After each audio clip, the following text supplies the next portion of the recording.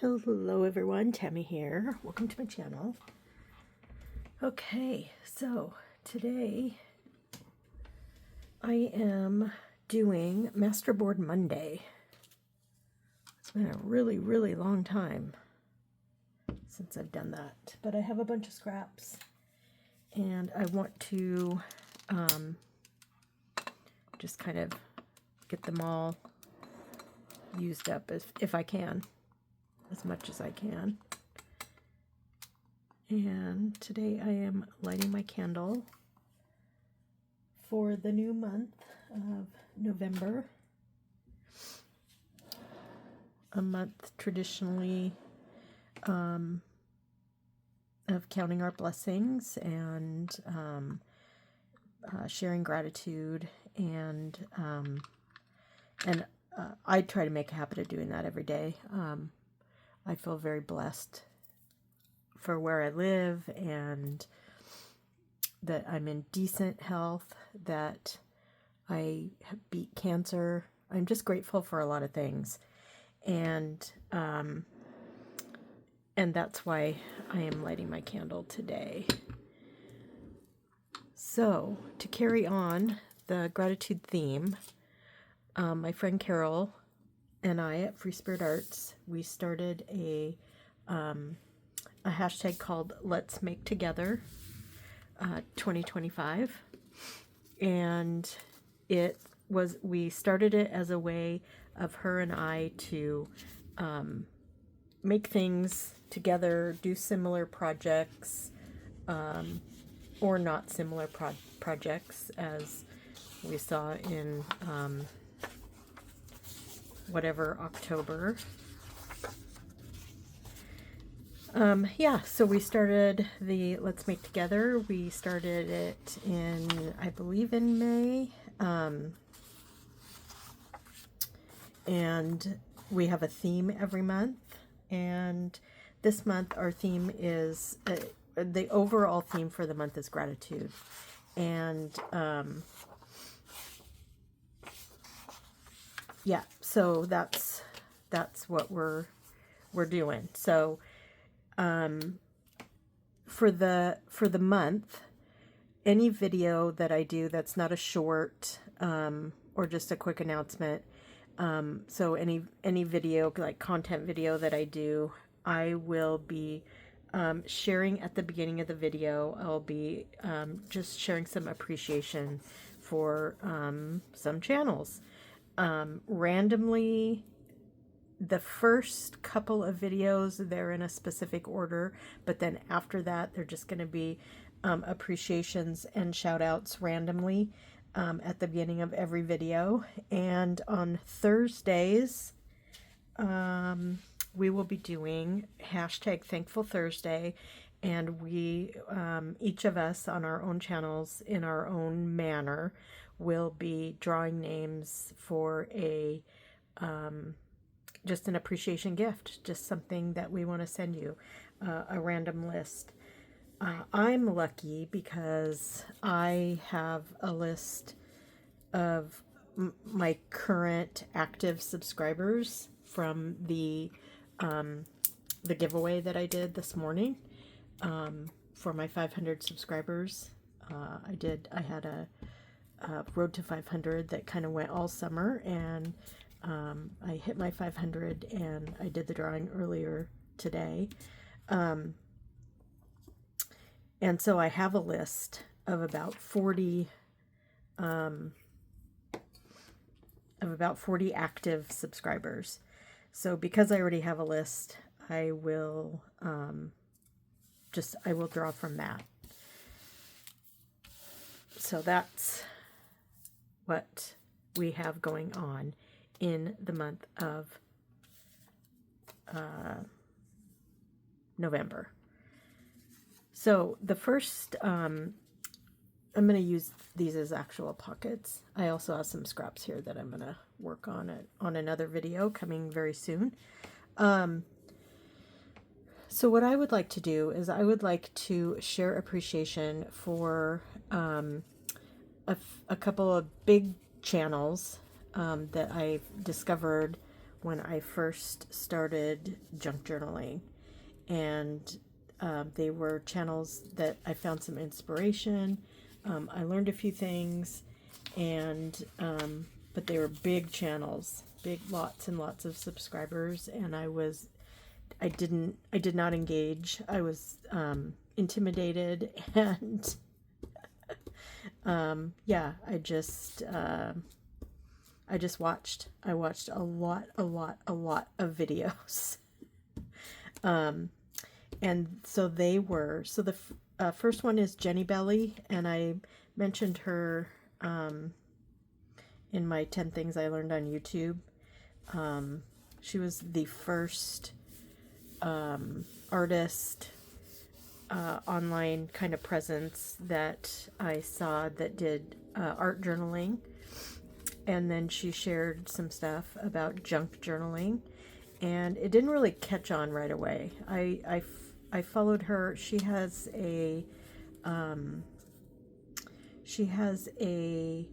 Ning.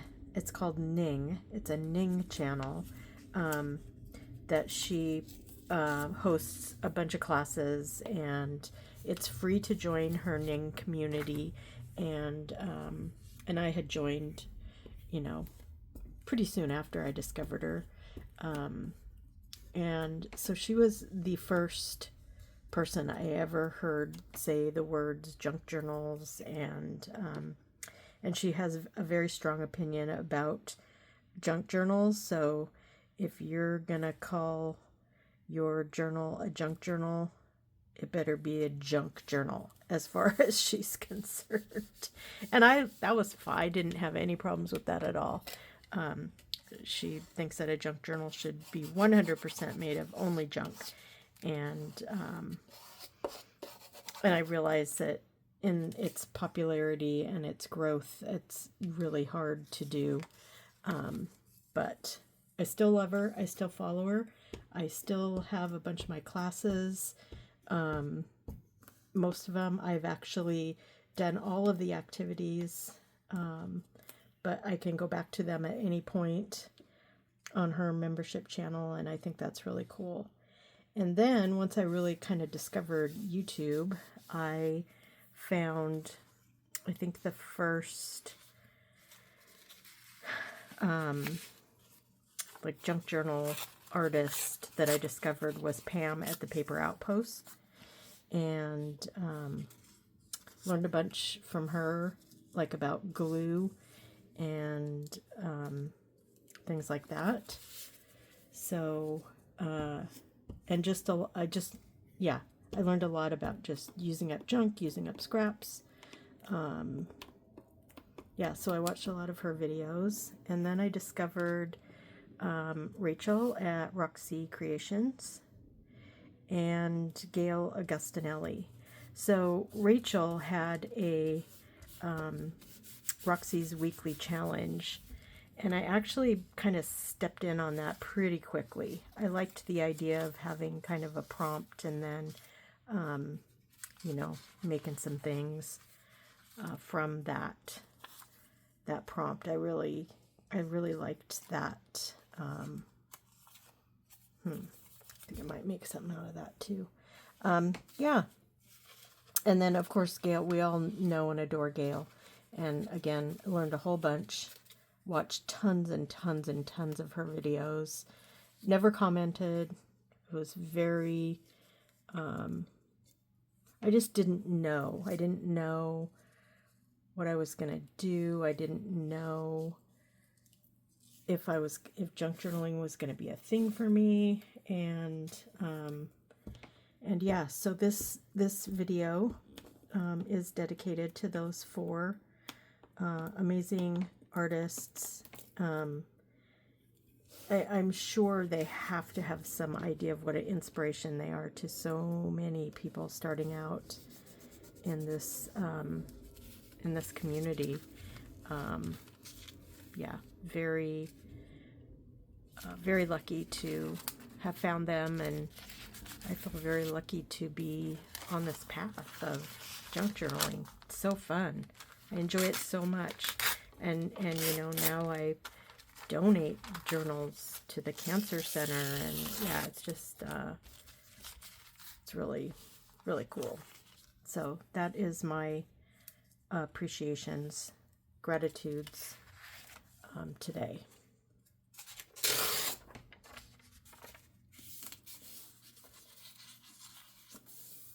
So yeah, it's going to be fun. Good month. Good vibes. Feels good to call people out for their amazingness. And I'm sure that none of them will see this video, but if they do, I just hope they understand how valuable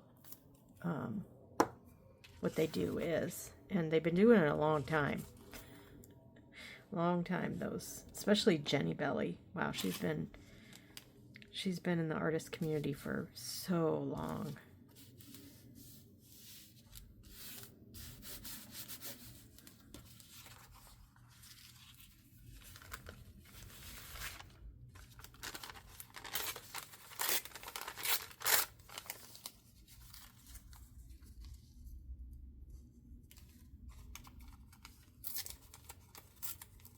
So yeah, so I'm just taking some book pages here and just covering them with scraps, and then I can use them down the road for tag bases. I don't really need more tag bases, but I gotta use up these scraps. I can't bring myself to pack them away back into my fall bin. So there we go.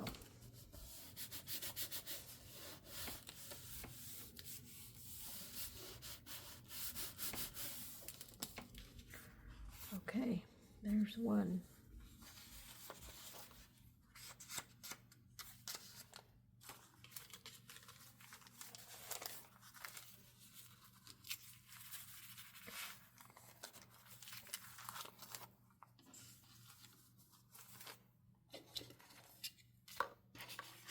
Trying to get a little streamlined, organized here. So, yeah.